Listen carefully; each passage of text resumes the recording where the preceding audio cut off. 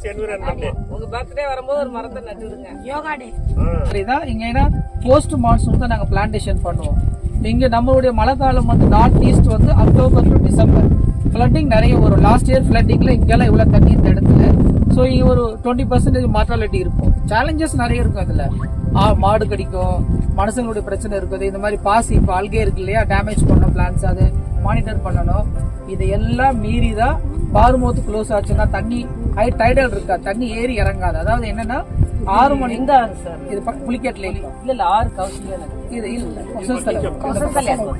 இங்க வந்து என்ன சொல்லுவாங்கன்னா எவ்ரி 6 hours வந்து கடல் தண்ணி ஆத்துக்கு வரும்.